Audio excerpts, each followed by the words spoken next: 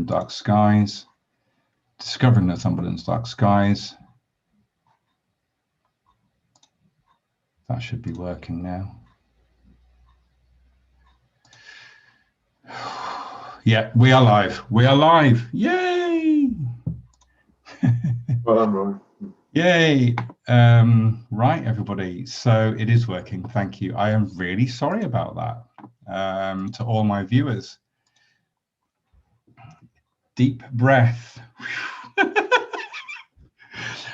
So just a quick apology to all the viewers. I'll just shut myself up there.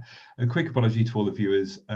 This is the first time I've done this, and I have tested and we checked this out during the week, but unfortunately I made a silly mistake. That's me, and I'll show you who I am so you can all see. There we go. Apologies for the slightly rocky start, everybody. Welcome to our YouTube live stream, all about discovering Northumberland's dark skies. I'm Roy Alexander. I'm your host for the evening. We're joined by John Barentine, Duncan Wise, and Bob Mizon. Just to give you a little bit of an introduction to what we're going to do here tonight, I am going to fire up my PowerPoint and share that with you. It'll take 2 minutes because I've just done it and practiced that. Well, all I can say is that's you three. You don't need to worry. I've made the mistake. So that's it. That's the mistake for the evening. So anyway, thank you. Welcome. The Northumberland, the first official Northumberland National Dark Sky Festival. This year, because of the pandemic, we're doing it online, which means we've got some absolutely wonderful international speakers. But next year, we do hope that we will see you under our inspirational and wonderful dark skies. The festival is a collaboration between the Kielder Observatory, which you see there, the Stonehoff Observatory, that's the wonderful pavilion that they've got there, Twice-Brood Observatory, and of course the observatory that I run, Battlesteads Observatory. You know, maybe next year the festival will be such that you can all come and visit us there. You have been talking to us in the live chat on YouTube. Thank you for that. I saw the feedback that it wasn't working, and so the live chat is working. That's great. Ask us questions. I will make notes as we go. We will have a Q&A at the end. Please be kind in your comments. This weekend is the CPRE Star Count. If you're in the UK, get yourself outside. If you've got clear skies, give your eyes 10 to 20 minutes to adjust to the dark, find Orion, and there are plenty of apps that will allow you to do that, and count the 4 stars that are in Orion, and then submit them to the CPRE Star Count website. The link's there. I can put that in the chat later on, but you can just Google CPRE Star Count and you'll find it. We're supporting the International Dark Sky Association's international mission, which is written there. Basically, dark skies are fantastic and we think they should be preserved. If you want to assist and help us out with that, you can join the IDA, you can become a member, you can join one of their clubs, or you can gift a membership to somebody else. So that's enough for me for the evening. I'm going to hand you over to our first speaker. We're only running about 10 minutes late, so my apologies. I hand you over to John Barentine. Thank you, Roy. I'm going to share my screen and start my slides. Okay, well, thank you everybody for being here this evening. My name is John Barentine and I'm the Director of Public Policy at the International Dark Sky Association. I'm speaking to you from my home in Tucson, Arizona in the United States. And I'm really delighted to be asked to kick off this event because I think for good reason, Northumberland is a fairly special place, as part of what I'll be talking to you about this evening, and setting the stage for the rest of the Dark Sky Festival and giving you some sense of why this is important. So since we're going to go on a little journey together in about the next 20 minutes or so, here's a sense of where we're headed. And first, I'm going to dwell on that notion for a minute about why Northumberland is special and what sets it apart from a lot of other places, both in the UK and the rest of the world. And that is because of its remarkable night skies that are still quite accessible there. From there, I'll tell you, however, that we are rapidly losing the night in many parts of the world, including the northern part of England, and why that's important. And then I'll close with a discussion of the nature of this problem and the solutions to it, which we think are easy to do and cost effective and beneficial to the public and will help support the rural economy of Northumberland by preserving an important resource. So first, let's, for a moment, talk about why Northumberland is a special place. And of course, I don't have to tell you all because most of you live there, but it is in part special because of views like this, that the night sky is still a rather accessible resource from that part of the country. And that's something that really differentiates it from a lot of the rest of the United Kingdom. It is obviously a rural part of the country in the north. And as a result, because of the lower population density, there's less human influence in a lot of respects. And one of those is on the night sky. So it's possible to go to places like this in Northumberland and see the night sky in its spectacular majesty. And something that a lot of people, especially in the bigger cities in the UK, no longer have access to this. And so for this reason, we think that this resource is worth protecting. And that's the theme of the rest of my presentation. So when I normally, when I give this talk, I sort of start by setting the scene, and then I want to take people back in time, because to appreciate how much has changed throughout history, yeah, I usually say, you know, I know this will come as a surprise to some of you, but there was a time before there was an internet. And people usually laugh at that. You know, I say probably maybe some of the kids don't remember before there was a time when there was an internet. And I say, well, you know, what did we do at night when we went inside at the end of the day? And instead of, you know, not talking to each other and looking at our screens, what did we do? And people will raise their hands and they'll say, well, we watch television. And that's where I then begin to differentiate who's in the audience. And I say, okay, well, who remembers a time before there was television? And, you know, the number of hands go down, and I say, well, what did you do at night? They say, well, we listened to the radio. Okay, well, there was a time before radio. Does anybody remember that? Nobody does anymore. Well, what did people do before there was radio at night? They read books. But there was a time before books, and there was a time before language. And if we go back far enough, tens of thousands or hundreds of thousands of years ago, it was a time when humans mostly lived outdoors. And at night, we did this. We used to sit around the fire outdoors, and we shared stories. And a lot of our human folklore probably ultimately developed in settings like this. Now, if people want a bit of a holiday, they might go on a camping trip and still experience this, but it's not something that we regularly do really as a species anymore. But there was a time in the evening after we'd sat around the fire for a while and told stories that the fire begins to die down. And when people looked up into the night sky, they saw this. And that applied to every person in every context, everywhere in the world. Every human being once had access to a night sky that looked like this.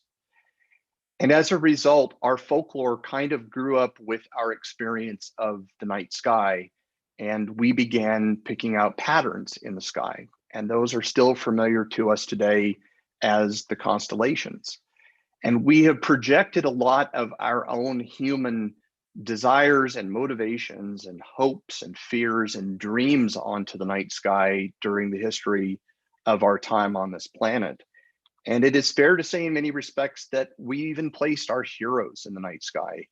Here's the figure of Orion from a 17th century European star atlas, a very recognizable human figure surrounded by these, you know, exotic animals. All of this is in the mind's eye. The patterns of the stars are more or less accidental because of how the stars are distributed in our galaxy. But we as humans are very good at finding patterns in the noise.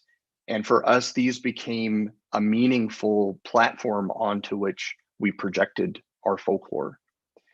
And I think it's fair to say that for a long period of time in its prehistory and its history, that the night sky has been a source of inspiration to the people of Britain. Of course, you know, going back to the Bronze Age, the image of Stonehenge there, which is known world round, through medieval attempts to understand the night sky through both a theological and a scientific lens. And then into the modern times, there's Jodrell Bank over on the right. Britain is still a world leader in astronomy, and it traces back to this access to the night sky. So I think this is an important part of the country's heritage, and it's something that it's worth remembering how influential it has been throughout time. But we risk losing the night, and that's not only true in Britain, but it's true in the rest of the world. And in comparison to those views that I showed you earlier of the night sky, I can show you an image like this. This is from here in the US. This is looking over the city of Los Angeles in California. But I use it to illustrate a point, and I've titled this, "Now We See Through a Glass Darkly." And I use that biblical phrase somewhat ironically because the original intent of the meaning was looking into a poor quality mirror which darkened the image of the viewer. So it was implying something is difficult to see because a veil of darkness has descended. What we now experience is somewhat of the opposite. And we can't see what's beyond in the night sky because a veil of brightness has descended. And that is due to our human activities and the glow of our cities. So whereas you should see dozens or hundreds of stars in the background sky in this image, now there are only a couple of stars that are visible. And that's a manifestation of this problem that we face because of the light that's associated with all of our human activities at night. And broadly speaking, we call this light pollution. And I'm showing you these images with this glowing sky. It's almost like there is a glowing cloud that has descended, even though the air is clear on the nights that these images are taken. And that illustrates an aspect of light pollution. There's no universal definition for that term, but this is one that I like, which is an adverse effect or impact, something negative that's associated with our use of what we call artificial light at night. So that glow in the sky that we literally call sky glow is one symptom of a bigger problem that is light pollution. So what is light pollution exactly? And in short, it's all of the things that I'm showing you on this slide here. And it's more than just whether or not we can see the stars at night. A lot of it has to do with the influence of that light on the ground. And many of these situations will be familiar to many of the viewers. Anywhere our light that we use at night goes where it is not wanted or not needed is light pollution. And a lot of that is right here on the ground. Of course, sky glow is one of the most important symptoms of light pollution, but that's an effect. We're talking now about what the cause is. And it's all of this light that we're using, but I'm focused on the kind of light that is mainly wasted because it's not performing a useful function for anybody. So that's where I differentiate light from light pollution. Not all light at night is bad. Some of it is very useful in our society. But what we're concerned with here in particular is the kind that becomes a problem. So fundamentally, what causes light pollution? Well, the answer to that is this thing called artificial light at night, which we often abbreviate with the acronym ALAN. And there are two kinds of it predominantly, and I've put pictures here to suggest what they are. There's an outdoor context for artificial light at night, and there's one that is indoors. I'm mostly focused on the outdoor context in this presentation. Indoor ALAN is an important contributor to our modern life for good or for ill. That's a subject of a separate talk. We're going to focus on the outdoor artificial light at night because of the contribution that it makes, again, to being able to see the night sky or not, as the case may be. So again, we're focused specifically here on artificial light at night in the outdoor context. So what do we know about all this light pollution?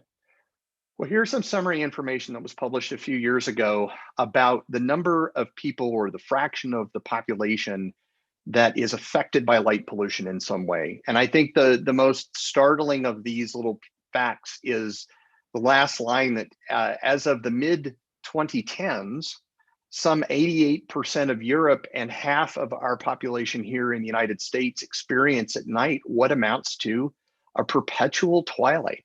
The sky never becomes fully dark at night because of all of this light on the ground that's being scattered back down to us and obscuring our view of the night sky. So this is not a problem of the developed Western countries.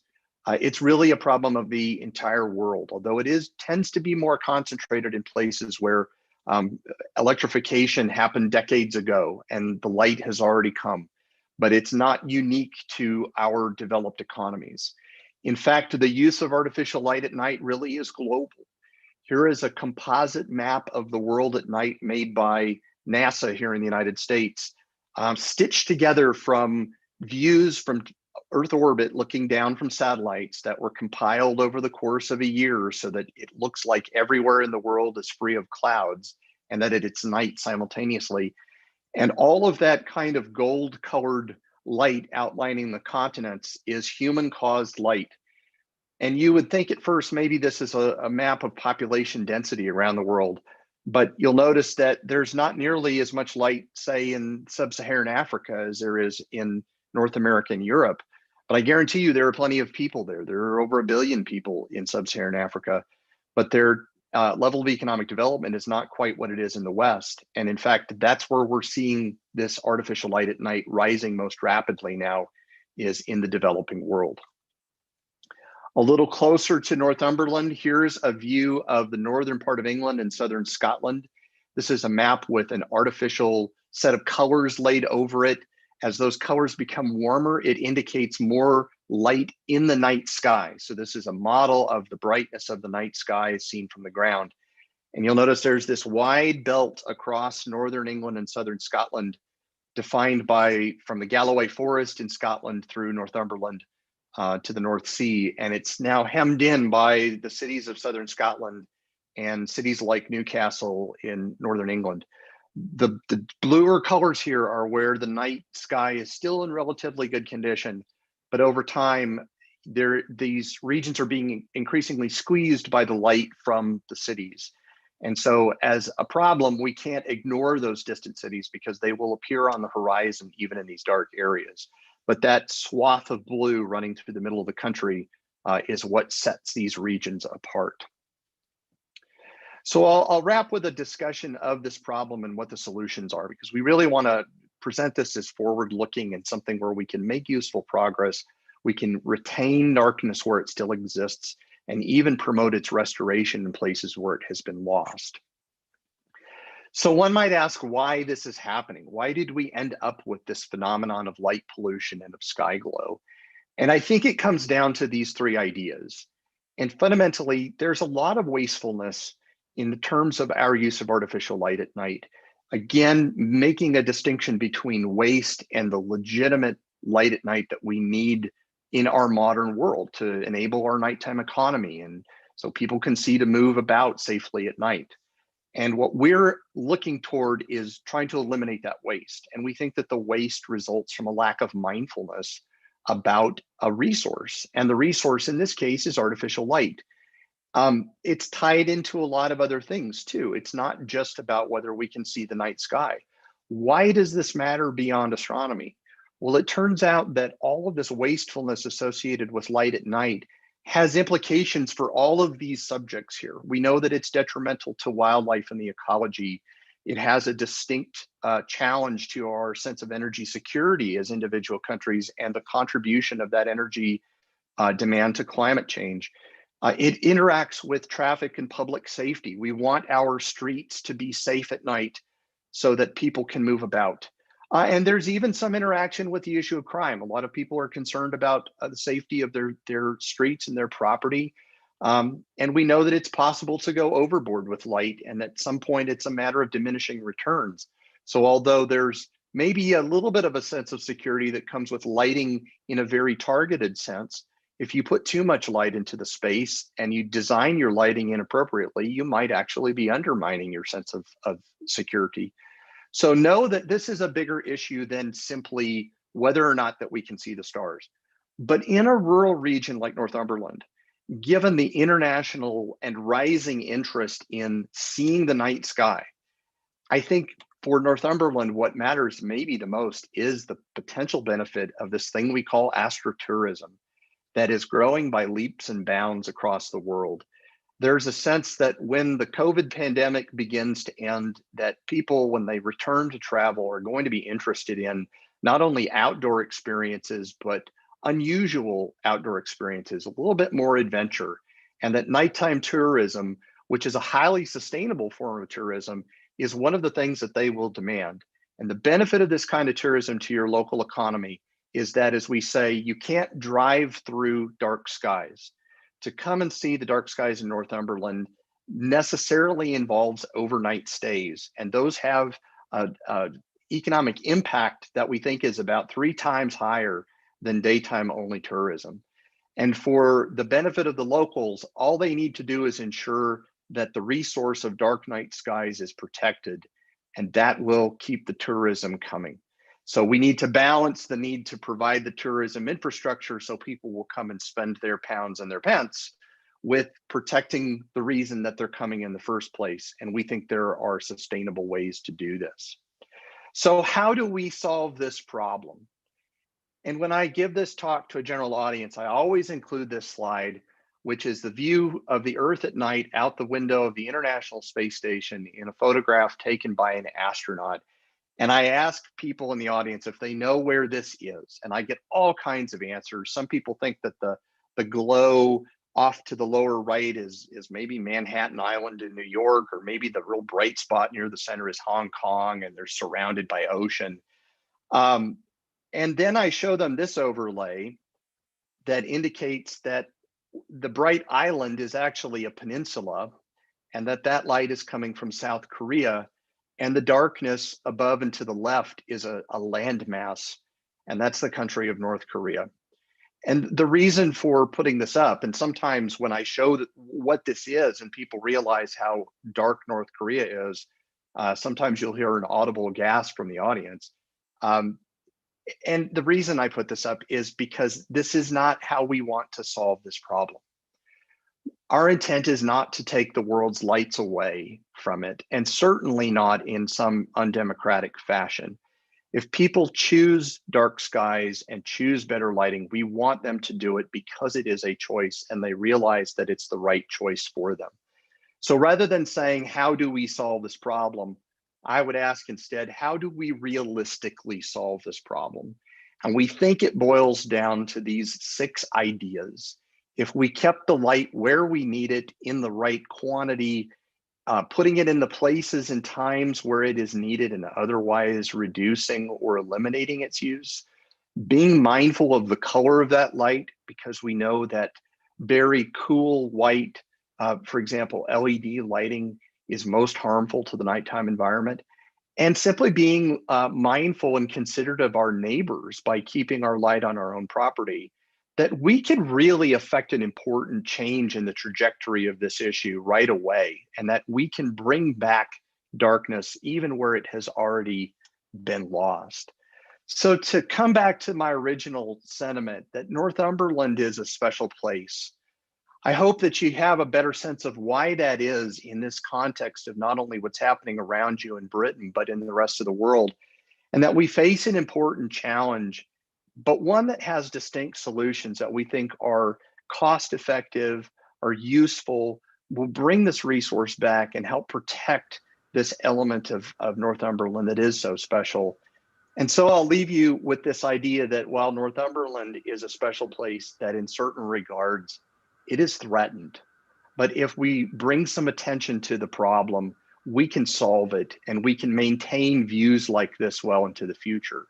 So the thing that I want you to take away from my part of the presentation this evening is that the future of Northumberland's night skies depends on the choices that it makes today, that we have to plan for the future in a way that accommodates the economic growth that the region needs, balanced against the hopefully what I think people will perceive as the need to protect this resource. And with that, I thank you for your attention, and I will hand it back to Roy. Thank you very much. That was a wonderful talk. Thank you very much, John. So just I'm going to point out here that we have another streaming issue, which is that we are streaming this chat in 2 streams. We're duplicating the streams. So I'm not going to shut down the other stream. I don't want to lose 150 of you, and it's all going to get complicated coming over here. So that's fine. We'll just carry on with 2 streams. Dark skies, I think you'll all agree, and Northumberland's dark skies are so good, it's worth talking about twice. So thank you, John. And I think we are now going to hand over to Bob Mizon, who will tell you who he is and all about what they do over at the CFDS. Thank you, Bob. Thank you very much. CFDS, that's the Commission for Dark Skies. It used to be Campaign for Dark Skies. For reasons too complicated to explain, I shall simply gloss over that. We're the Commission for Dark Skies nowadays. We're a section of the British Astronomical Association, britastro.org. And when this campaign first began to try to clean up the night sky and get more people to see the stars, we very soon realized that, as John has just said, that there's an awful lot more to light pollution than just not being able to see the stars. I'm not going to reiterate everything he said, but of course it's a question of many more things than just seeing the night sky. We were founded in 1989, shortly after the IDA was founded in '88. And this is a picture of the aurora from my back garden. Now, as you might see from the caption, I live quite a long way from Northumberland, in Wimborne, in Dorset, near the south coast. And it comes as a great surprise to many people to know that you can see the northern lights from the south coast of England, 50 degrees latitude.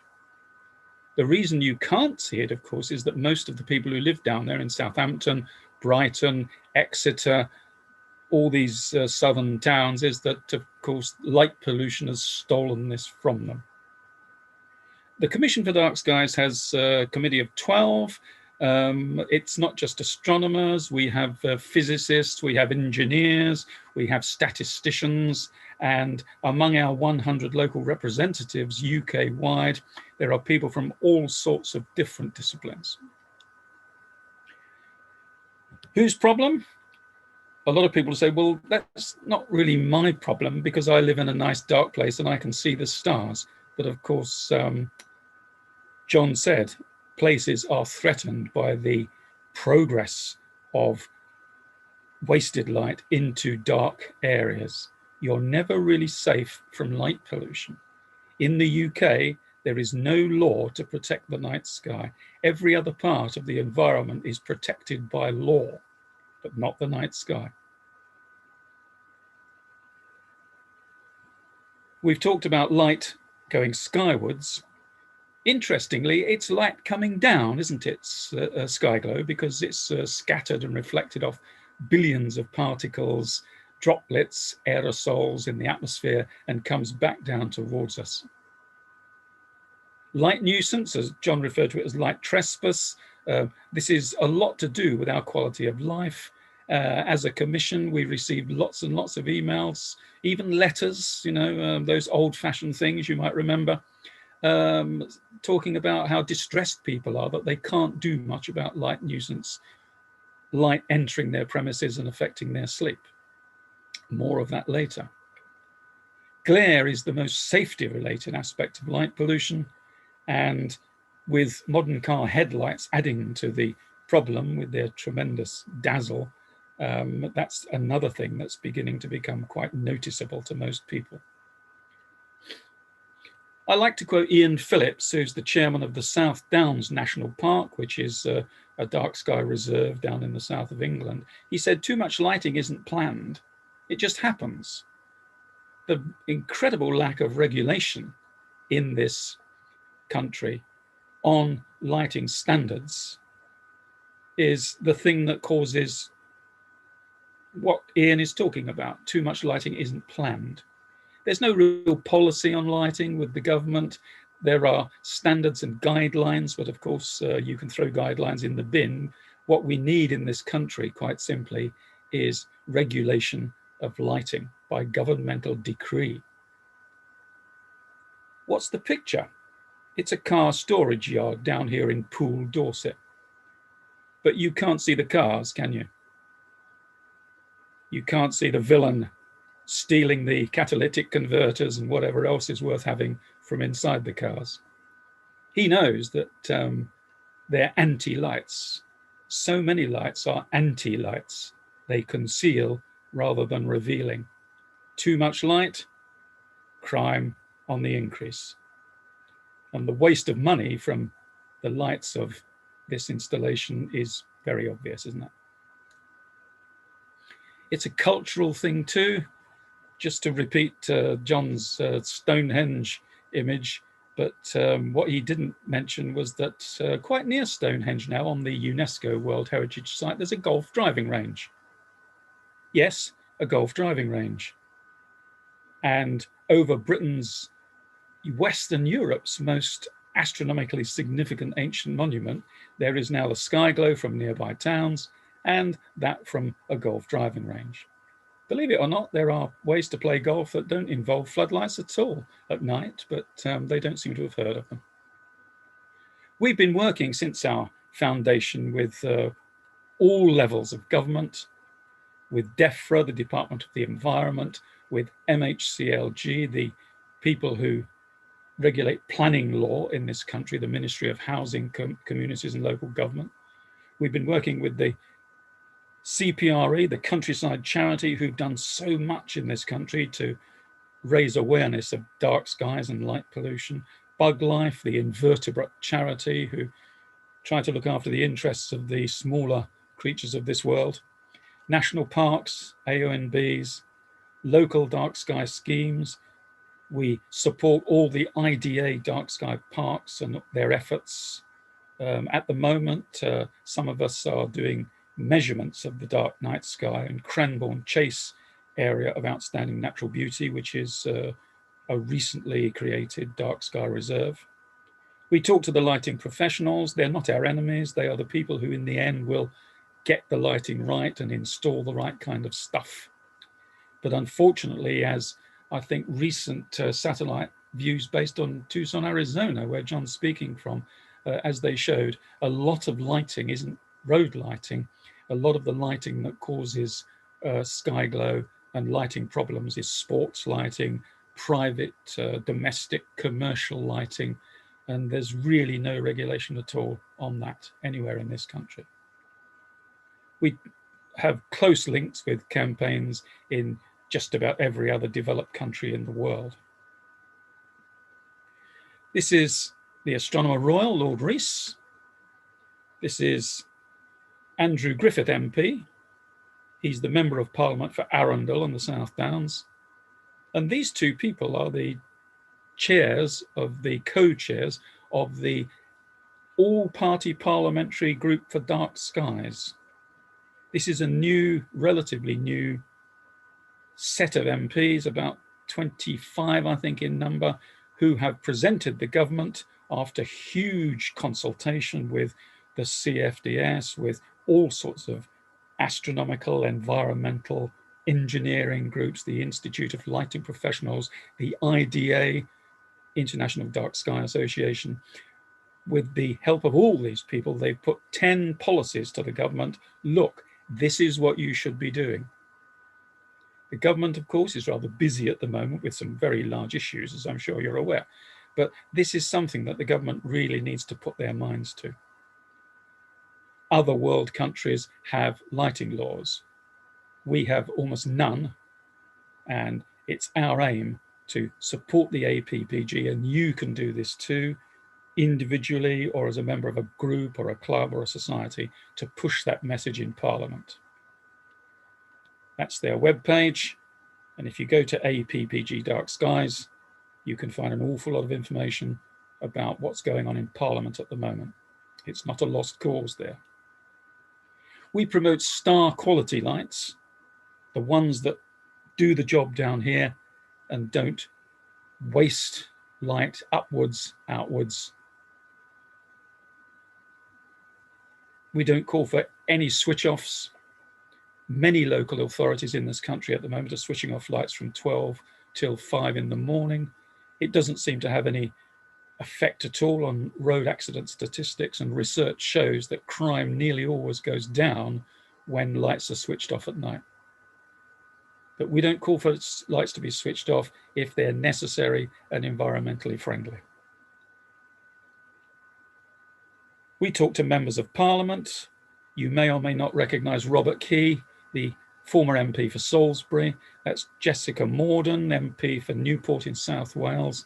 You may remember Lembit Opik, who was MP for, I can't remember, somewhere in Wales, I believe.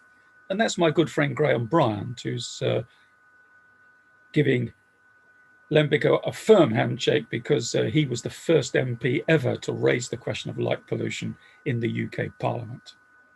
All these people are supporting dark sky ventures in their own constituencies, or have done in the past. We give awards. Here's the Mayor of Anglesey in Northern Ireland. I apologise profusely to the Welsh population in Wales. Ynys Mon, I'll give it the Welsh pronunciation as part of my apology. And here I am giving the Commission for Dark Skies Good Lighting Award to this gentleman, the Mayor of Anglesey in Wales, not Northern Ireland. And there's John Rowlands, one of our local officers up there. And they did a wonderful job of subtle lighting near a nature reserve in that part of the world. Well done. In 2003, 11 MPs got together as the Science and Technology Select Committee, and they chose for their area of investigation in that year the night sky and light pollution. They made many recommendations to the government. The only one that came to any fruition was the Clean Neighbourhoods Act in 2005, and that means that intrusive light, what John calls light trespass into premises, is a statutory nuisance. It's against the law. But unfortunately, you see, it's something that happens at night, and councils work during the daytime. And so when their inspectors come to look at your complaint, they can't see the effect of the light because it's daytime. And most councils, sadly, who've investigated such things, don't really do it with great force. Slovenia, parts of, Liechtenstein, the Czech Republic, France, Mexico, quite recently, they've all got these good lighting laws. In France, you're not allowed, and as old lights disappear and new ones come in, they'll have to be the good stuff. You're not allowed to shine lights above the horizontal, and the color temperature has to be 3000 Kelvin or less, which is that nice warm LED light, because nearly all lights are LEDs nowadays, of course. Why are transport premises excluded in the UK from any law about light intrusion? Nobody knows. I've asked DEFRA officials, nobody knows. Nobody can tell us. So if you live near a bus station, a harbour, a lorry park, train station, they can send light through your windows in enormous quantities and you can't do anything about it at all. If you think that's crazy, tell your local MP. In 2009, a wonderful report came out from the Royal Commission on Environmental Pollution. Hundreds of pages, hundreds of debates and points of view on light pollution. Now, the Royal Commission is a voice that the government listens to. But unfortunately, they didn't listen to this one very much because very little came of it. And to sum up what the Royal Commission said, government needs to accept the fact that light, like noise and chemicals, in the wrong quantity, the wrong place, and at the wrong time can cause problems and must be addressed explicitly in policy development. But still, the government has no policy or law about light pollution of anything but people's bedroom windows, really. We thought the LEDs might help to solve the problem because they're so versatile, they're so easily directed, you can have almost any color, they can be easily switched on and off and muted. Unfortunately, that hasn't happened. For whatever reason, local authorities are choosing very bright blue-rich LEDs, which are no good to man or beast, or invertebrate, or any living thing, in fact, unless you happen to be a fish that lives 5,000 meters below the surface of the sea.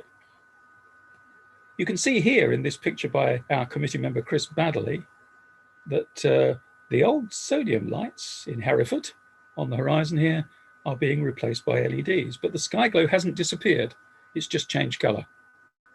Why is this? Do you remember these lights? They point downwards.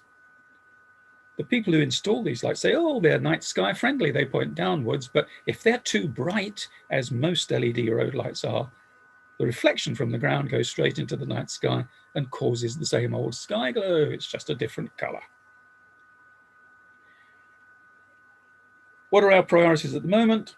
We're supporting the APPG. We're working closely with other bodies and organizations too. And we're trying to bring light pollution into the planning regime, because in Britain, lighting doesn't come into planning at all, really. It rather depends what you put on your wall. If it doesn't look ugly or weird, then fine. But there's no wording at all in planning regulations about what it does at night. We're trying to get rid of those ridiculous transport-related exclusion clauses in the Clean Neighbourhoods Act. We're trying to convince retailers, and it's a slow process, to get rid of their really badly designed imported so-called security lights. Please don't call them security lights, because they are the burglar's best friend if they're too bright and dazzle potential witnesses, aren't they? And we're trying to sort out the government's view on LEDs. They are excellent lights if properly used. Thanks for listening to me. That was short and sweet. It's mostly about what we're trying to do.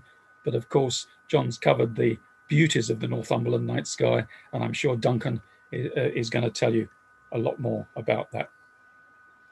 Thank you very much.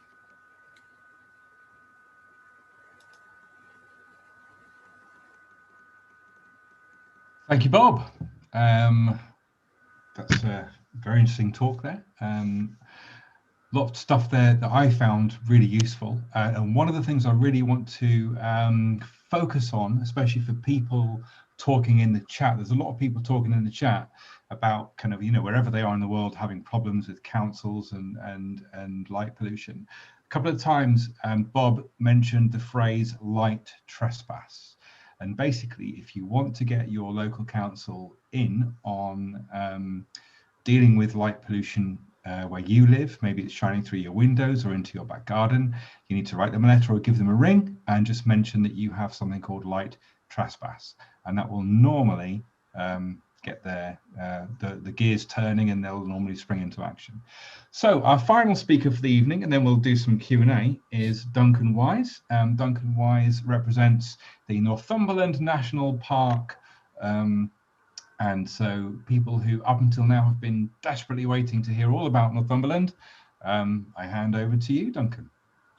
Thank you, Roy, and good evening, everyone. Lovely to see everyone, and thank you, John, and thank you, Bob, for an excellent presentations on, let's say, this very special quality that we have that is rapidly disappearing. And what I'm going to be focusing on really is, you know, the bit that is about enjoying and celebrating this very special quality and using what I would call the soft power of engagement and tourism to get that message over to our audiences. So bear with me a minute, I'll just bring up.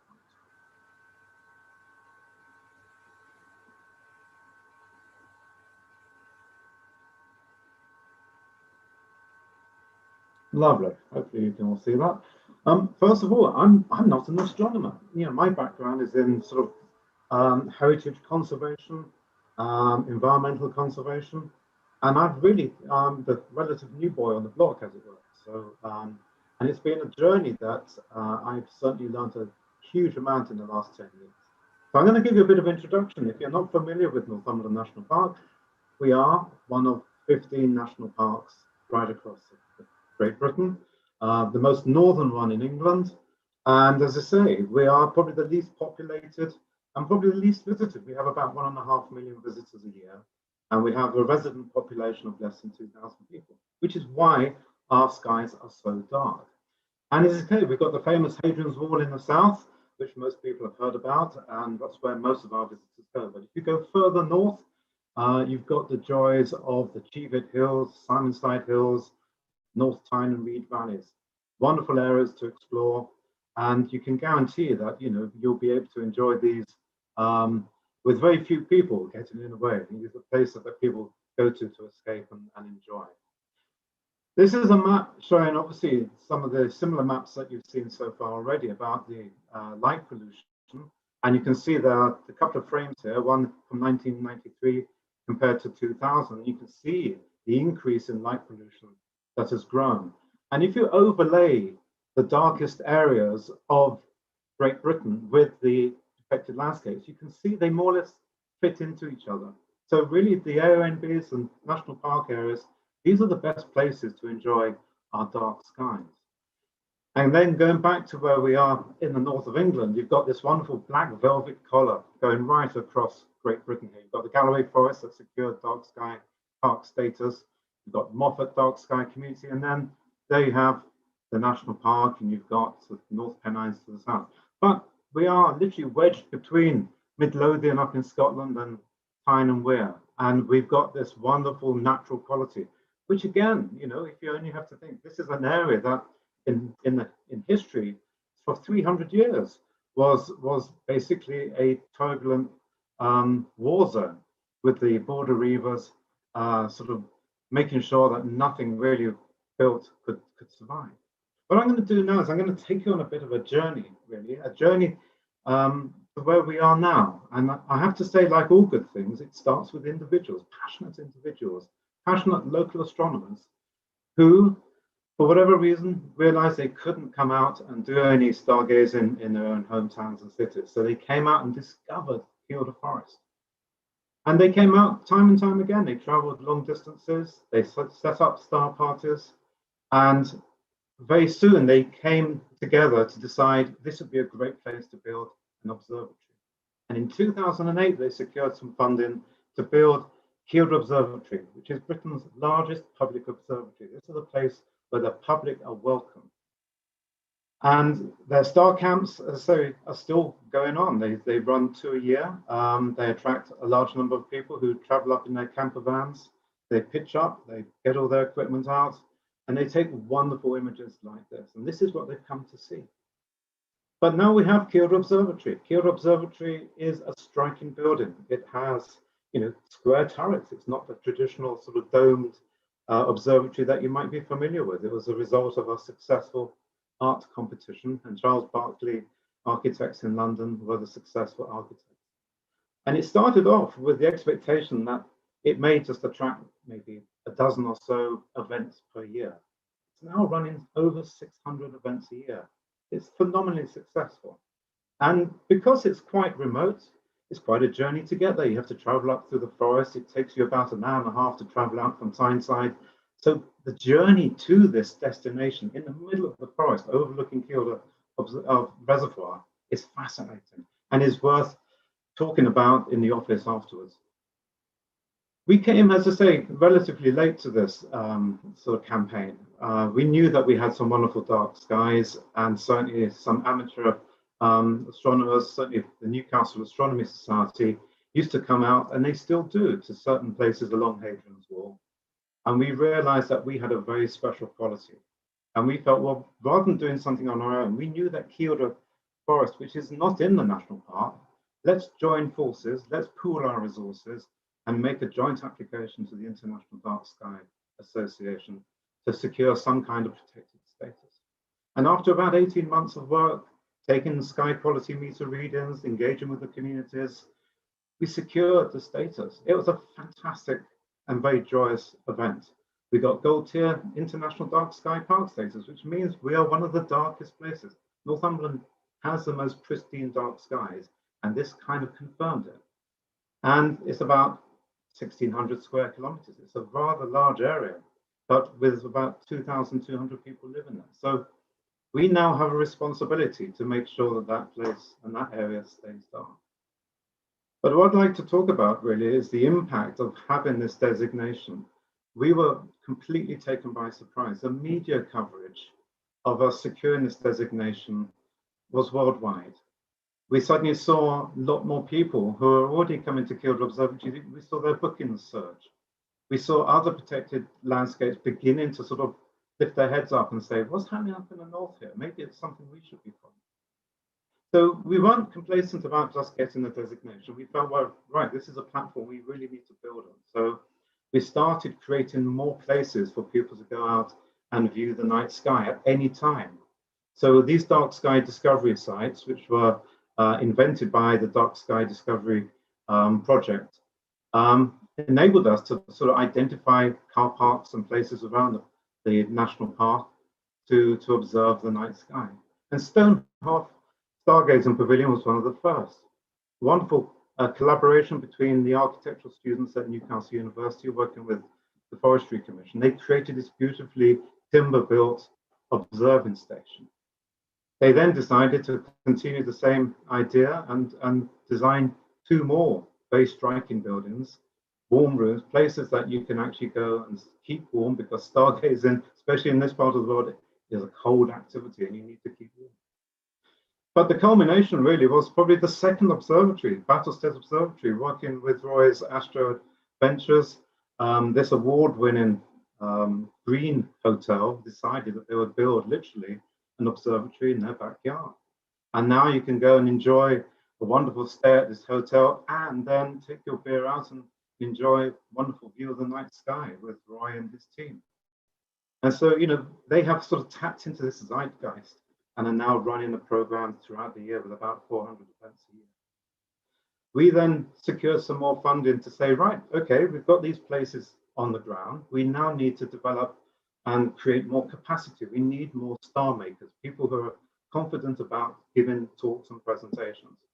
So we delivered a whole series of different projects, also to make the tourism sector more aware of this very special quality that they may want to be aware of and tap into themselves, because you don't necessarily have to go to an observatory to view the night sky. Some of the places that you're staying in could possibly also be wonderful places to see the night sky. So we created this program called Star Tips for Profit. And it was a training seminar for tourism businesses to be aware of how to tap into this zeitgeist, provide them with the information, visitors with the information and the equipment to enjoy the night sky. We also ran a Star Makers program, which is basically training amateur astronomers to become interpreters, to be able to engage audiences, to create that wow factor. And subsequently, we've seen quite a few decide to leave their old careers and become professional star makers, which is fantastic. We also wanted to make it easier for visitors to identify places which they knew were going to be dark sky friendly. So we came up with a voluntary accreditation scheme, stay and gaze and dark sky friendly. For tourism businesses, they needed to demonstrate that their outside lighting was dark sky friendly, and they also needed to demonstrate that they would be providing a welcome, especially if people are out late at night, and they could come back in without disturbing the rest of the residents. And simple tips about marketing their business. We've recently just done a lovely project with the American energy bar company called Cliff Bar. They've given us some grants to help do some retrofitting or some of the bad lighting with good lighting, run a couple more Star Tips for Profit training seminars, and create a dark sky loans box for school assemblies. And the results are really tangible. We have seen in a relatively short period of time, a lot of businesses, self-catering businesses, campsites, hotels, tapping into this wonderful natural quality, getting, providing this wonderful welcome, extending the holiday season into the autumn and winter months, because this is the best time to see the stars. Early evenings are fantastic for family events, and they can also get the message over. Once people have experienced the dark sky, they know it, they feel it. It goes to the core of their whole experience, and it's something they really want to look after. Economically, the campaigns that Northumberland Tourism, which is the destination management organization that serves Northumberland, they were building up their winter campaigns around the dark sky offer. And we were seeing, as I say, this extension of people staying in the area. We were seeing people spending more money. We were seeing smaller businesses that were normally closing during the winter staying open to tap into this additional market that was being drawn into Northumberland. And as I say, these were quite significant figures. And that has steadily increased. Okay, it hasn't been sort of increasing at the same rate that it did, say, 2 or 3 years after the designation, but it's still increasing. And ironically, we're now facing greater competition because other dark sky protected landscapes have been created within the UK. But that's great. I'm just going to show you a couple of examples. This is a farm, a working farm out at Otterburn, and they decided to diversify, create a couple of luxury camping huts. We gave them some advice on the appropriate kind of lighting, but we also gave them advice on improving the welcome to their guests. They were saying, well, you know, if we hand out binoculars, won't they just disappear? And we said, well, no, actually, why not provide a stargazing kit? So this is really the components of a stargazing kit. Not everyone, when they come to Northumberland, is coming because of the dark sky. Some do, you know, some are now aware and they're making that choice, but some turn up, and if we can provide them with these simple things like binoculars, hats and gloves, because they may not have brought them, nice bottle of wine perhaps, so they can sit out in the deck chair and enjoy the night sky. So you give them a kit, and that's something that the guests will really respond positively to. It's something that's special. It's adding something that extra special element of their holiday. Some have gone a step further. They've created these beautiful sort of shepherd huts or created viewing platforms. So if you're an amateur astronomer and you want to come to Northumberland, you've got some places where you can actually pitch up your own telescope and observe the night sky. The National Park Authority, we've opened a brand new landscape discovery centre, and we've hosted many, many dark sky events since it opened in 2017. We're also running events during the day, and it's a great place also to have exhibitions. And again, people can find out more about the rest of the International Dark Sky Park by coming to the National Landscape Discovery Centre and getting inspired. So, you know, we can run events and activities throughout the year. And we're now extending the offer here to other sites along Havens Hall. I'd also like to sort of highlight, this is a lovely little observatory recently built by Liam Reed in Stonehoff, volunteer with the Kielder Observatory, very, very handy with some tools. He built this himself for the community next to the pavilion, and he's now hosting his own events throughout the year. And most recently, the pub next door to the Sill has now built its own observatory. This is the Twice Brewed In Observatory, and it has one major advantage, I have to say, over the Sill, in the fact that it has a microbrewery on site. And as you can see, they're setting up, they've taken the fact that we have to be COVID friendly now, so they're now creating bubble telescope viewing sites as well.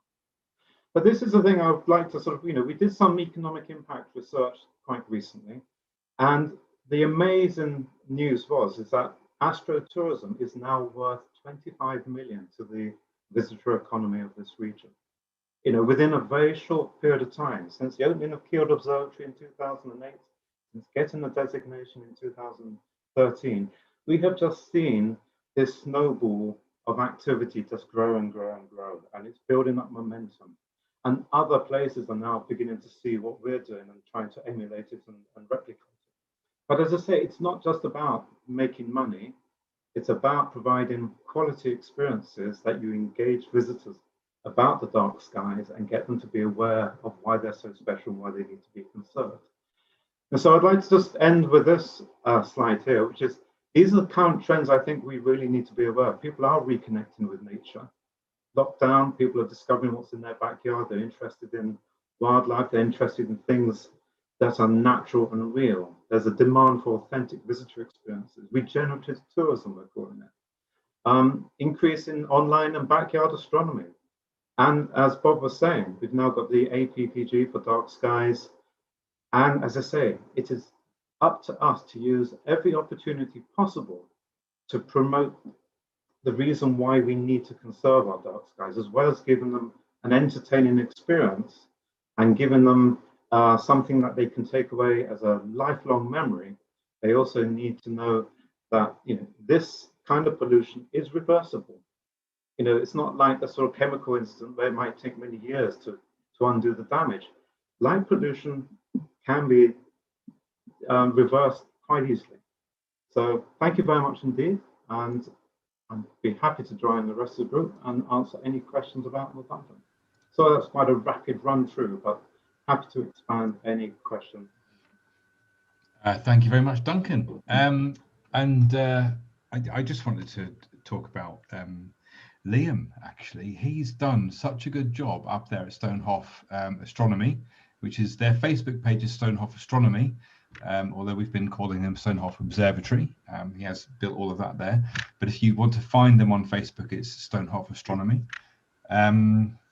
We're in the Q&A session, and I've done, I think, a reasonably good job, and so have some of our guests who are viewing this stream, of answering questions that we've had already.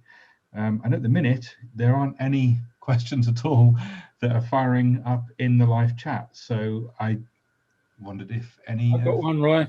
There you go, Bob. Have a question. If you want to know if there are any other dark sky festivals going on in the UK at the moment, there are several, in fact. At this moment, the South Downs National Park is having theirs. Cranbourne Chase next week. You can look at their websites and find out all the details of these things.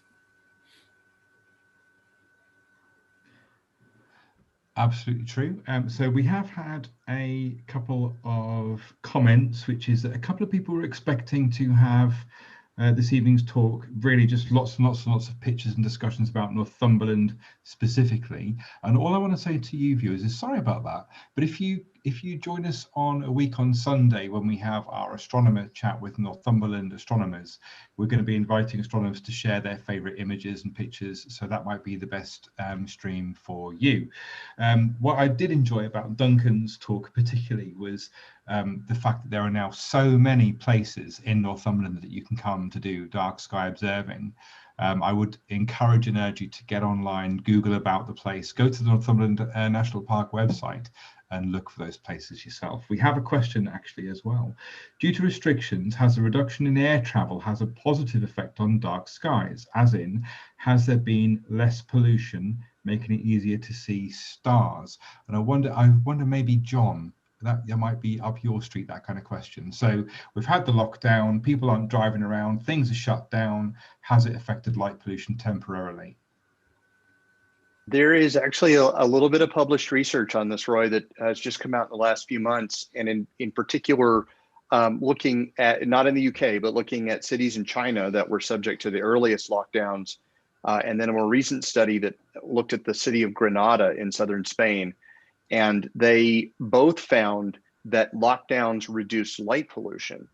And they think that's just because of reducing human activities at night. And so municipalities or businesses that would ordinarily have run lighting overnight didn't see a need for it. And that's the thinking as to why there was a decrease.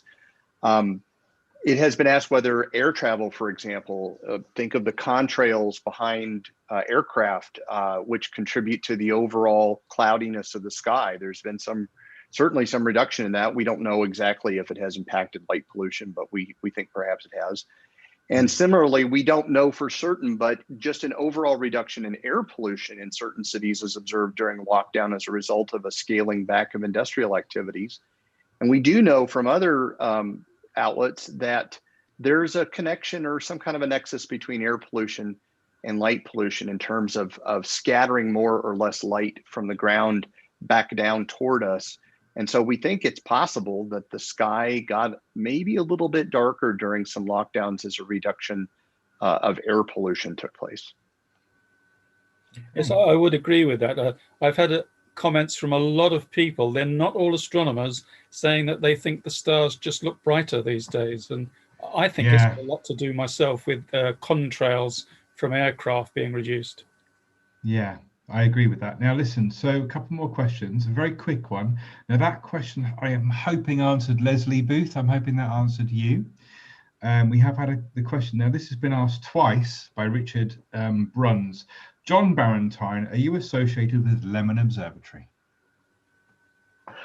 I myself am not, but it's very close to where I live. There are mountains that are just north of us here in Tucson called the Santa Catalina Mountains, and the Mount Lemon Observatory is located there, and it is the home of a facility called the Catalina Sky Survey that is discovering asteroids that come near our planet. They are finding them by the hundreds. NEOs, in fact, they just had their biggest quarter ever. They discovered over 1,000 new objects at the Catalina Sky Survey. So if one day it helps protect our planet from impact raining down from above, you have the Mount Lemmon astronomers to thank. And presumably reducing the brightness of the night sky generally will help in that search. Yes, of course it will. I'm thinking what we need is great big lasers that can shoot down these near-Earth objects, but can also be repurposed to shoot clouds out of the sky so we get clear skies. Someone called Raven hasn't really asked a question so much, but I'm going to frame her comment as a question. This is very passionate discussions about night skies and dark skies and about Northumberland. Can we do another talk at some point which contains more photographic and video content about Northumberland? And what I was going to say there is that we are planning to do some follow-up live streams in April. Duncan, I know we were talking to Catherine at Kielder Observatory about that. Yeah. So perhaps we should take that feedback and come up with something that really does kind of showcase the night skies. We'll just not talk. We'll just turn on, hit play on the video, and it'll just be amazing pictures of the night skies. Absolutely. We've got some thank yous. Lovely, thank you. What's your favourite constellation, Bob? I think Orion, really, because skies are more crisp and more still, I think, more transparent in the winter. So you can see the wonderful things that Orion has to offer, the beautiful nebula that you can see with the unaided eye. Do you remember John was talking about ancient peoples looking at the night sky without hindrance? Well, in the cave of Lascaux in southwest France, there's a beautiful painting of a bull, and the artist has put the Pleiades in Taurus, the Hyades, Orion's belt is there, and would you believe, under the belt there's a little charcoal smudge. This was painted nearly 20,000 years ago, and that little smudge is the Orion Nebula. That's crazy, isn't it? In those beautiful skies of thousands of years ago, they looked at these things and wondered. And it's so important to get such things back for as many people as we can.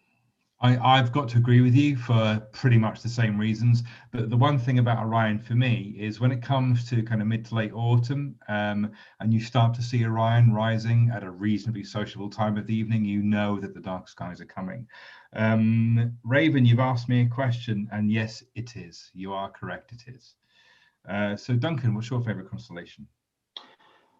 That's an interesting. I do like Cassiopeia because that's the one that I use obviously to orientate to find the Andromeda galaxy. And good choice. It's always a bit of a wow factor when you're doing stargazing events, and you know everything that you're seeing above you is in our own galaxy. But then when you give people the opportunity with a relatively, you know, I wish my eyes were that good. I could see it clearly without glasses or anything else, but just with a pair of binoculars, for them to be able to see a galaxy that's beyond ours, I think is just another wow factor. And as I said, there was the IDA did a wonderful conference just before Christmas, and there was one speaker there from Iran who came up with a phrase which I'll never forget, and he said it's all about smiles in the dark, and that's very much the case. It's about that's good. I like that. Making people smile, and when they look through a telescope eyepiece for the very first time, they see,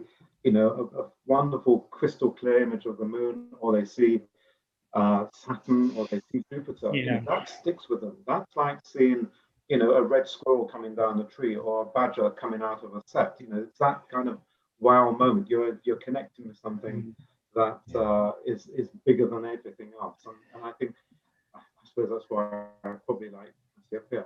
But I apologise, I didn't put so many images of Northumberland in. I say I'm probably given the sort of story of tourism, but this is the classic one behind me. You've got. I don't know why I'm moving out of the way. I was moving out of the way there of your picture. But this, you know, this Sycamore Gap or Kevin Costner tree, whatever you decide to call it, you know, this has now become the iconic view for Northumberland. It has, hasn't it? At night, you know. Yeah. I would like to say that the picture that was taken for us that was in the event, was taken by Mark McNeil. Mark McNeil Photography, and I wanted to say thank you to Mark, but I think let's use that. Very quickly, John, because the questions are piling up. What's your favourite constellation, please? My favorite constellation is Delphinus, which is the dolphin.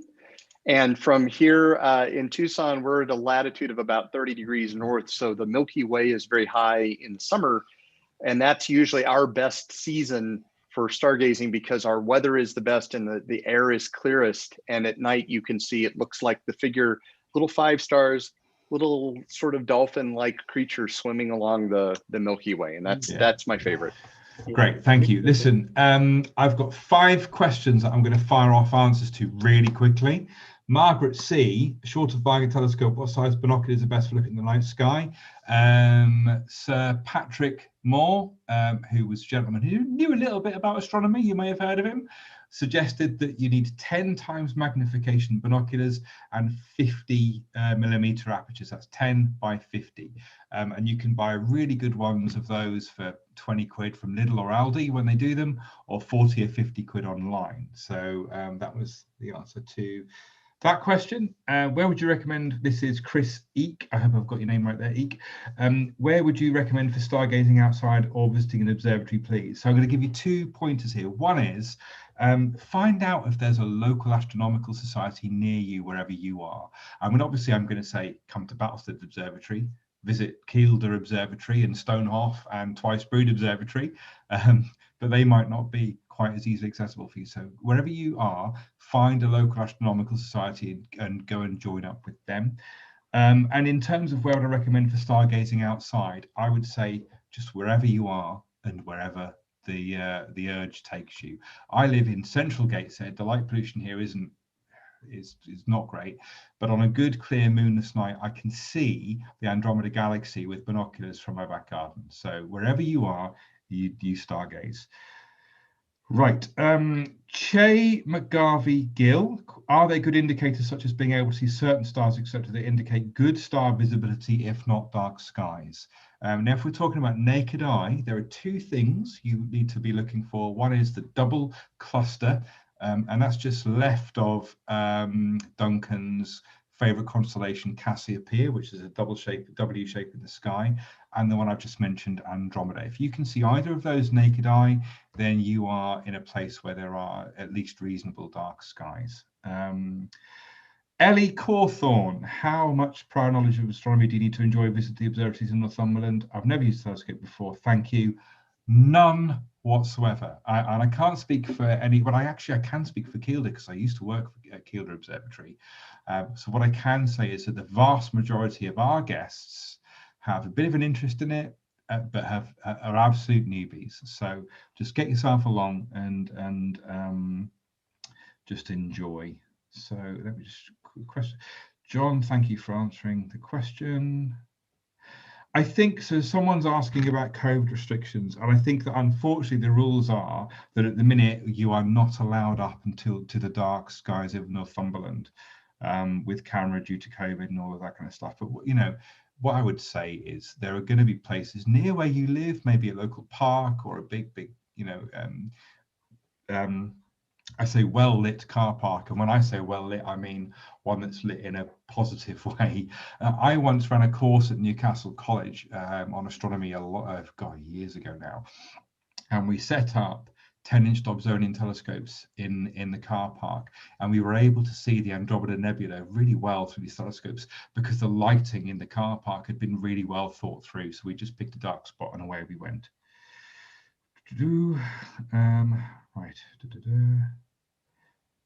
Steve Bassett, what percentage of stars in the Milky Way can you see with the naked eye if things are really dark? So no, Duncan, how many stars can we see in Northumberland when it's dark compared to the 250 billion or more there are in the Milky Way?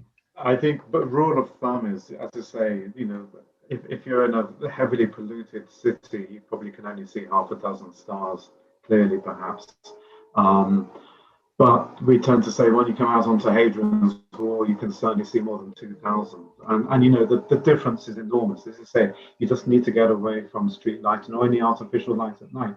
And this is why it's interesting. Bob was saying about this, the issue of glare, especially from these LED floodlights that are now replacing a lot of the old-fashioned style incandescent light bulbs. They're far more powerful, and once you see them, a farmyard light used to go more than a few hundred yards beyond the boundary. Now you can see these floodlights on the other side of a valley. And once you see them, you can't not see them. It's one of those things.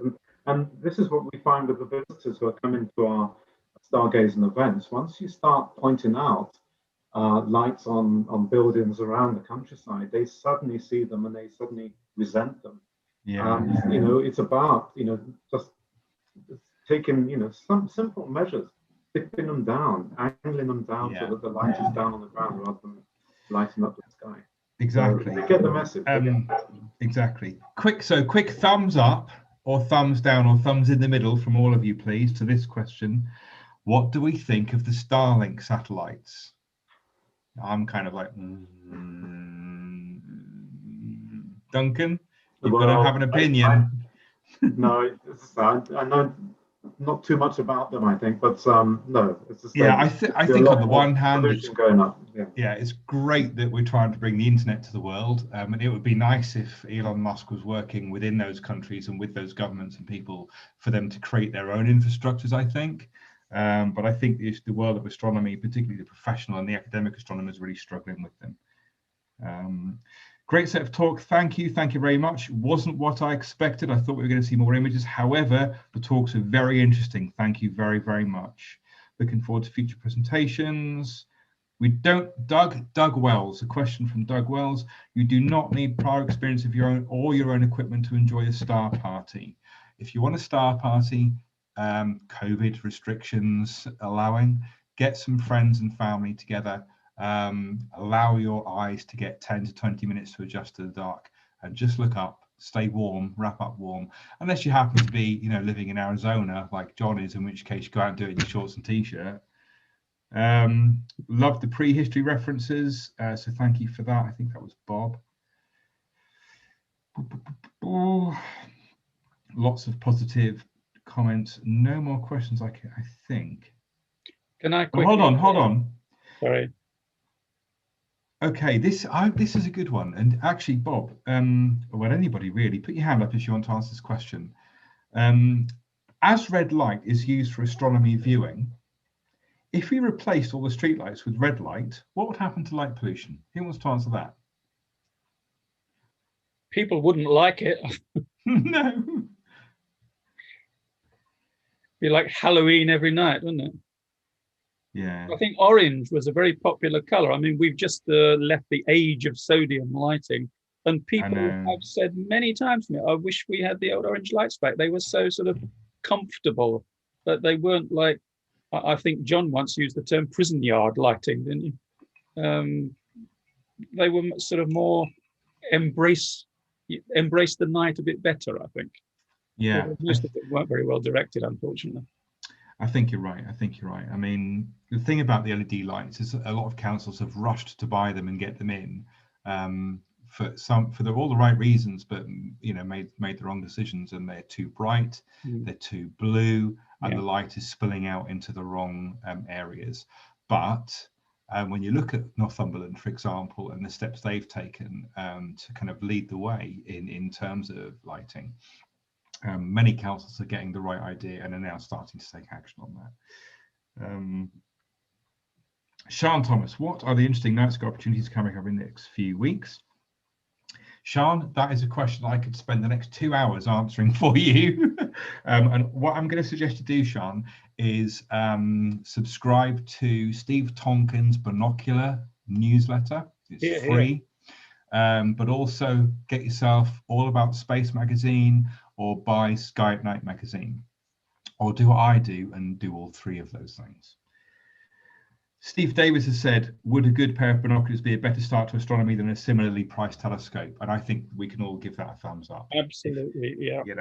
If you want to buy a telescope, I would suggest that you don't even bother unless you're going to buy something that costs you £250, whereas you can get a really, really good pair of binoculars for about 50 quid.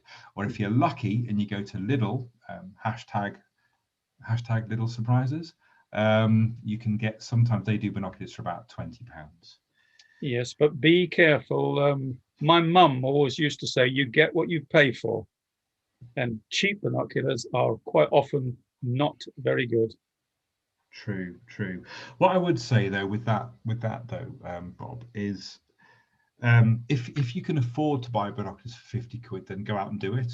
But I don't want anybody out there watching this video to think that the price of getting a pair of binoculars should be a barrier to doing a stargazing.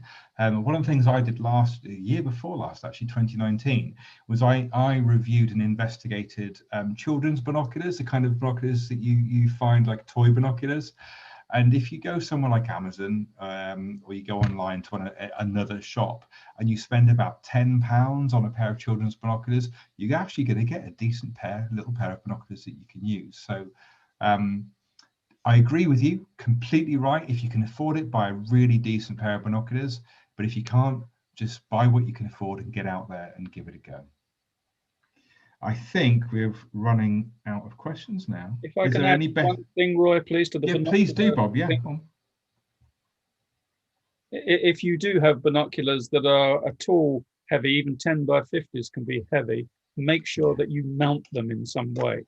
Just holding them up to the sky gets very uncomfortable after a few minutes. So there are some. Look at Steve Tonkin's binocular sky information, and you'll find lots of tips on how to mount binoculars without spending a fortune on tripods and things. Yeah, Steve Tonkin, fantastic. And he's got a book as well, hasn't he? A couple of books out, Binocular Astronomy, that are really, really good. I think it's called Binocular Astronomy. Yeah, I would also suggest that if any of you out there have small children, get them out doing astronomy. And if they're at just the right height, you can lean on their shoulders and hold your binoculars like that. Get them to stand really still, and you're away. Chrissy, is there any better time of year to visit the observatory? Winter is the darkest skies, but things like Jupiter and Saturn, the planets, around about now start to appear in June, July. And up here in the Northern Hemisphere in June, July, we get these beautiful noctilucent clouds as well, which are really nice. So I'm just going to say every month, come and visit us every single month. There's always something to see. Roy, how many nights per year typically are completely cloud-free in Northumberland? James N. Now we have cameras, photometers installed around the Northumberland Dark Sky Park that are part of the Madrid Stars for All research program, and they monitor that actually. So you can go to the Stars for All with the number 4, or you can go to the Bachelor's Observatory website. I think Duncan's got a couple set up in some of his places too, and they will tell you. So it will tell you how dark it is. And I know although the meter goes up to 23, 24, true crystal clear dark skies when all the stars are shining down is 22. 22 is the darkest roughly it can get on the SQM. But it will tell you as well how cloudy it is. And I'm going to say at least 50% of the time it's clear enough to do stargazing, maybe more. Duncan. Yeah, no, it's just about the interest in how to start and which pair of binoculars to get. Again, it's just a reminder to everyone that there are some fantastic astronomical societies around here. You know, members are really passionate about the subject and also passionate about the equipment. So, you know, I learned a lot just by going along to a couple of sessions and talking to members who knew a hell of a lot more than I did and were able to give me some really sound advice and be able to show me what I could actually see through their own equipment. So again, you know, when we can and we are able to get out and about, then I would certainly contact and get involved with your local astronomical society. There's some really good ones in this region. Newcastle, Sunderland, and Northumberland all have very good astronomical societies. Yeah, most of them are having virtual meetings currently, but don't ever be frightened to join an astronomical society because those members aren't all raving experts. They're not all Einsteins. Quite a lot of people are the same as you. They don't know much. They go there to learn. And the people who do know things are very helpful.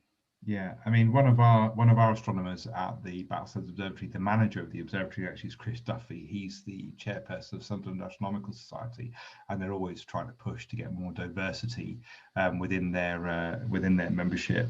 And part of that diversity isn't just, I mean, look at us. Here we are. We're four kind of white men talking about astronomy. This panel is not very diverse, and unfortunately, historically, that's been the way things are in astronomy, and we need to get more people who aren't older, forgive me, gentlemen, white men talking about astronomy. And astronomical societies are the places for that, as well as academic institutions and places like us. Now, I must say, we do have a couple of female astronomers at Battlesteads. And I know Kielder Observatory are doing more talks with us during the week, and you're going to get an opportunity to speak to and see more female or women astronomers representing women within the world of astronomy, which I think answers. We had a question about that somewhere. I can't see it. Sorry, I've forgotten your name. Bernie Adnett, will there be women presenters in future talks? Bernie, yes, there will. So subscribe and come along. Bye. So someone's just said bye to Bernie. So we've answered the question. She's gone. I don't think we've got any more questions. People are. So there's one for you, John. Binocular sky has been mentioned. John, I think final word. Well, no, we'll leave the final word to Duncan. We'll have Duncan say something about Northumberland. But John here, can you say something inspirational about the dark sky world phenomenon? No pressure, John. No pressure. Obviously, I have a bit of a bias because I do this for a living, but what I think is most remarkable has been mentioned by several of us at different times, is that there is so much potential to improve the situation, to restore the darkness, to bring this experience, this amazing experience of being under a dark night sky to more people in the world. And especially in this moment when we have all been under various restrictions because of the pandemic, and people are really reevaluating what is important in their lives, the night sky is one of the few things that really unites all of us. There is just one night sky. There's not an American night sky and a British night sky. There's just one. And it's just one of the few things in our world that we all share in common. And I find that to be so hopeful right now that it's worth my time and energy more than it ever has been. Great, thank you for that. Duncan, I'm going to let you final word on Northumberland. I have two more technical questions to answer, which I will. Future Space Pirate 83, I'm going to answer your question. And Sue Wardle, I'm going to answer your question, but we'll let Duncan have the final word. Well, tonight, I think a lot has been said, and the one abiding thing about it is something that, so many of us in the UK just haven't had the opportunity to see a truly dark sky. And as I say, if we can get as I say, there was a really important government paper looking at the 25-year plan for the environment. And one of the most memorable objectives coming out of that plan was that every child should have a night under the stars. It's a very evocative message. It's a very powerful message. And it's a very simple message. And if we can encourage people to go out and actually wrap up warm, take a flask of coffee or hot chocolate, and just literally do your own little mini adventure. Just go away from street lights, go up onto Hadrian's Wall, go into Kielder Forest, anywhere that's rural, and park up, turn the lights off, and just see the night sky above you. As I say, we do have some wonderful night skies here. It is our job and our duty to try and make sure that they stay dark for many generations to come, so that everyone has that opportunity. And ideally, begin to reverse it if we can. But we certainly need to slow it down, and we need to make more people aware that this is something they have a right to. We should have a right to see our galactic neighbors, rather than having this veil of whiteness sort of block out everything that makes the night sky so magical. Yeah, I agree. I agree. I think we need to I actually think that light pollution is going to be the next kind of plastic or global warming. I do think it's going to be the next big thing, and it's going to definitely be kind of led, the fight against light pollution and all the problems it involves is going to be led by people like us, Duncan, like you and me, on the ground doing what we do, and people like Bob and John kind of overseeing it from a national UK or global point of view. Gentlemen, thank you very much. I'm going to answer these two questions and end the live stream, but if you want to stay on, we'll have a little kind of post chat afterwards. The two questions are, what do we think of the recent BBC interview by a professor that the cigar-shaped asteroid, now I can correct this, is Oumuamua is a spaceship, an alien spaceship? Well, of course it is. Absolutely. No, it's not. No, it's not. The exciting thing about this is it was and is a rock-ish from a completely different solar system, and that in enough is amazing. It's unbelievable, you know, that we're alive here and now to have seen that happen. Yes, I know people are a bit kind of worried that it kind of accelerated its way out of the solar system and changed. Did it change course? I don't know, but the sun changed its course, I think. Yeah, so basically the sun heated it up.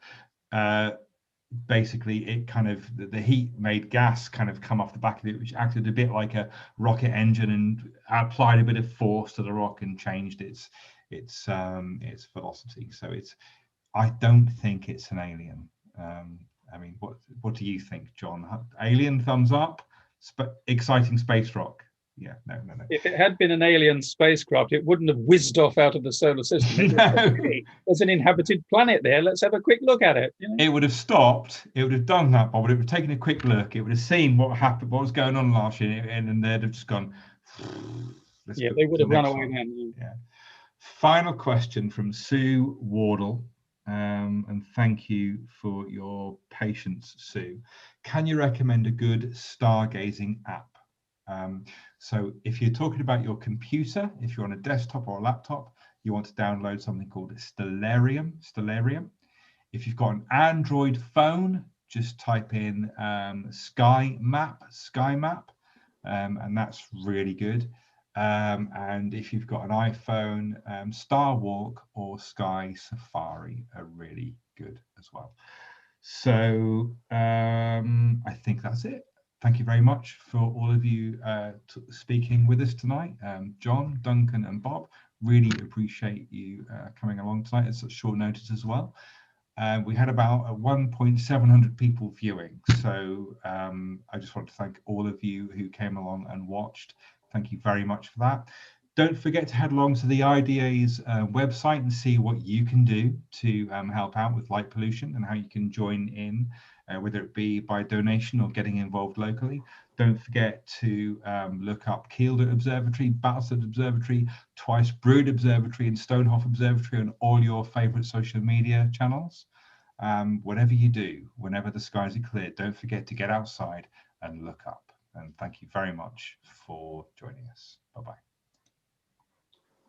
Right. Okay. Ooh.